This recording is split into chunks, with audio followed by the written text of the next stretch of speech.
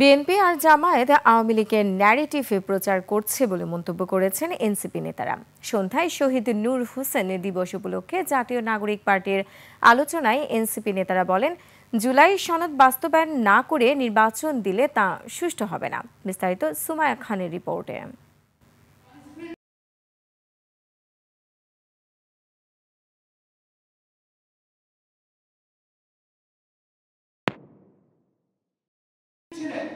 শহীদ নূর হোসেন থেকে জুলাই গণ অভ্যুত্থান, রক্তে লেখা গণতন্ত্র শীর্ষক এনসিপির আলোচনা সভা।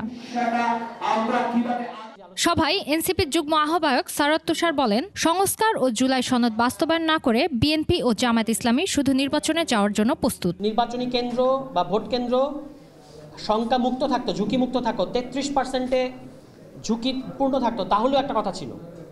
কিন্তু 67% ভোট কেন্দ্র এখনো পর্যন্ত আপনার ঝুঁকির মধ্যে আছে। কিভাবে নির্বাচন করবে? নূর থেকে আবু সাইদ পর্যন্ত সবার সাথে বেইমানি হয়েছে উল্লেখ করে তিনি বলেন, জুলাই গণ অভ্যুত্থান সহ বাংলাদেশের সব আন্দোলনের সুবিধাভোগী বিএনপি। আপনারা কিন্তু বাংলাদেশের প্রত্যেকটা বড় বড় আন্দোলনের পরে বেনিফিশিয়ারি।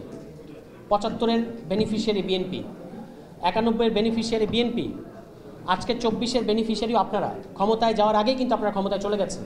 এ সময় দলের জ্যেষ্ঠ যুগ্ম আহ্বায়ক সামান্তা শারমিন বলেন, বিএনপি ও জামায়াত আওয়ামী লীগের ন্যারেটিভ প্রচার করছে। এই সংস্কারটা তারা করতে দিতে চায় না। প্রতারণা একটা হয়েছে, এটা হয়েছে বাংলাদেশের আপামর জনগণের সাথে।